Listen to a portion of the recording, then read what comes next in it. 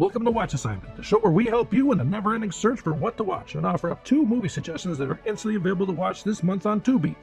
I'm your curator, Mr. Streamface, and here's what we got for April 2024.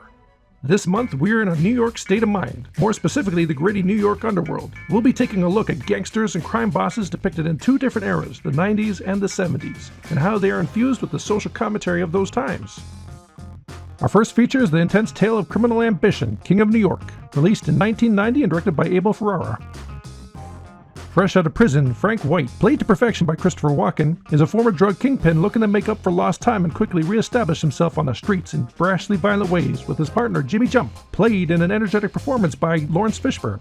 They immediately run afoul of police officers played by Roy Bishop, David Caruso, and Wesley Snipes, who want nothing more than to take Frank White off the street for good, and maybe by any means necessary. Apparently, when this film premiered at the New York Film Festival, there were many walkouts during the screening, including the director's wife. And the MPAA wanted to slap an X rating on this until an appeal brought it down to an R. Why was this movie so controversial upon its release? Was it the exploitative nature of the violence? Was it the gray nature of how both the criminals and police were portrayed? Did people feel it glamorized drugs and drug dealers? Or that the producers tried to portray drug kingpin Frank White as a modern-day Robin Hood? Whatever reason people of that era had to turn up their noses, they were missing out on a striking tale about ambition and the pursuit of leaving a legacy. Just what it takes to make something count in New York City. Folks would also be missing out on the performance at the center of this film. Christopher Walken is mesmerizing as Frank White, with a commanding presence and magnetic charisma that brings a level of intensity to the role that's impossible to ignore. He exudes style and sophistication in one moment, but his smooth demeanor can suddenly become imposing and intimidating. There are so many memorable lines and gestures throughout this movie that just demand your attention. And Walken's portrayal was so good it even inspired Notorious B.I.G. to adopt the alias Frank White. He may have found a character who embodied the power, swagger, and ambition that he aspired to.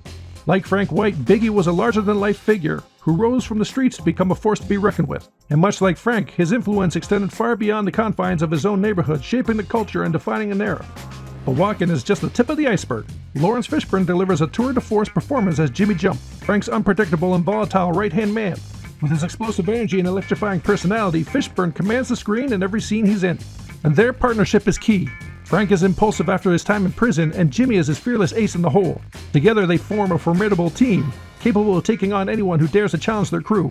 And when racial divisions often dictated the boundaries of organized crime, their alliance showcased a level of camaraderie and mutual respect that was unheard of at the time. But that's what set Frank apart. He was looking to redefine what it meant to be a crime lord, offering a job to anyone willing to work.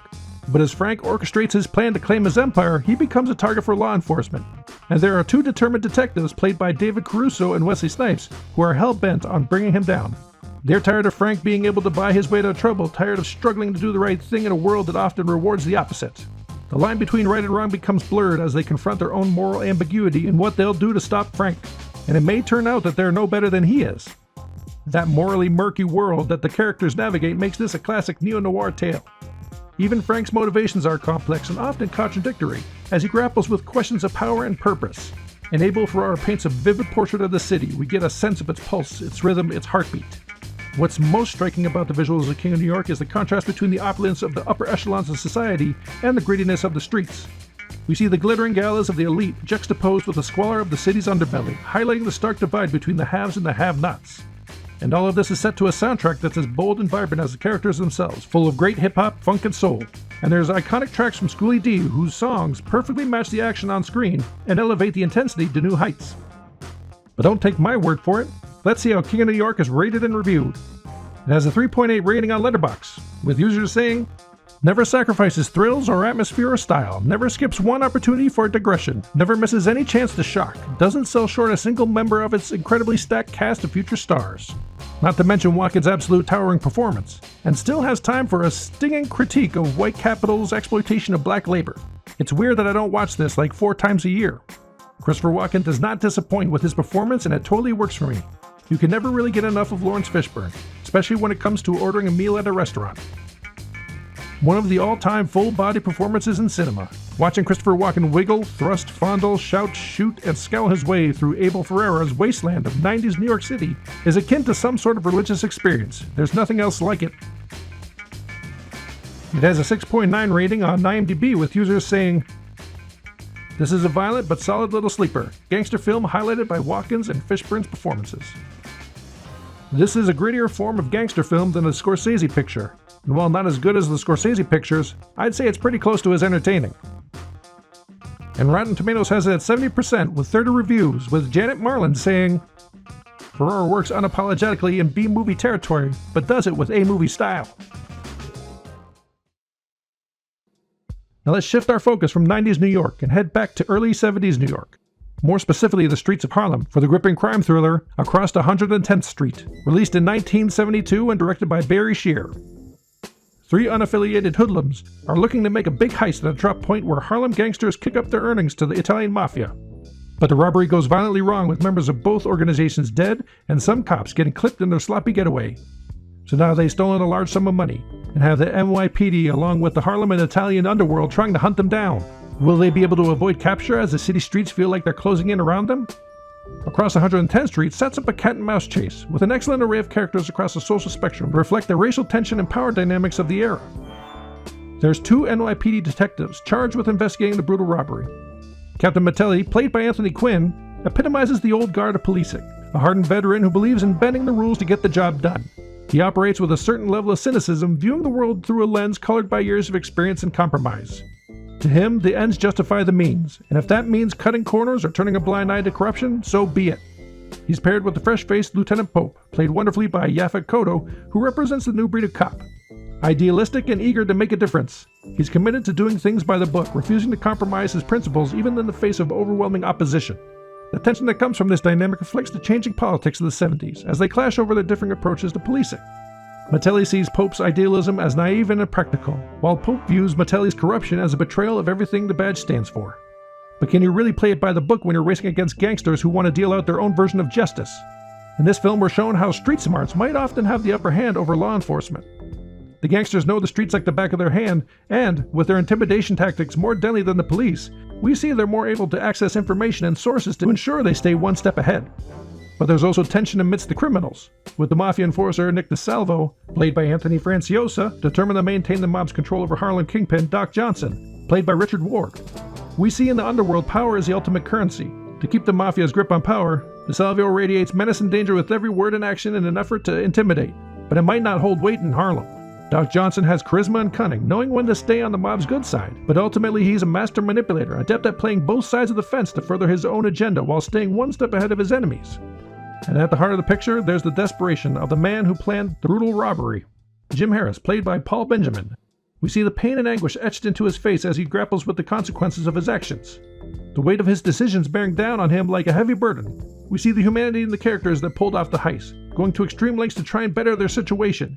Getting glimpses of their everyday life and their vulnerabilities should have you rooting for them to evade capture from both the underworld and the police. With all the perspectives we get in this film, we see neo-noir storytelling again, immersing us in a world of moral complexity and existential despair. Characters grappling with loyalty, power, and justice, and how easily the lines between right and wrong are blurred. The haves and have-nots in this picture are the criminals and citizens of Harlem. This portrayal of New York is one that's full of gritty and foreboding landscapes filled with desperate people willing to risk everything for a shot at a better life. Each character is imbued with a sense of depth and complexity that adds to the intrigue of the story, and keeps us on the edge of our seats until the very end. This is elevated by the symphony of soul, funk, and rhythm from the soundtrack provided by Bobby Womack and J.J. Johnson. It captures the essence of Harlem itself, from the vibrant street life to the simmering tension that lies just beneath the surface. It's the perfect music to tie this gripping drama together. But don't take my word for it. Let's see how Across 110th Street is rated and reviewed. It has a 3.7 rating on Letterboxd, with users saying, "What a fucking legend, rest in peace Yaphet Kotto, a bloody 70s Blaxploitation crime syndicate spectacle. Pretty much goddamn perfect." Not a Blaxploitation film, a straight-up crime drama with a primarily black cast of exceptional actors turning out iconic performances that they would repeat many times later through the rest of their careers. Obviously, this is a great springboard for guys like Vargas and Kotto, and Quinn is terrific as the old-school white cop. Really good movie. Manages to effectively translate racial tension into dramatic tension without halting the plot in order to make its points.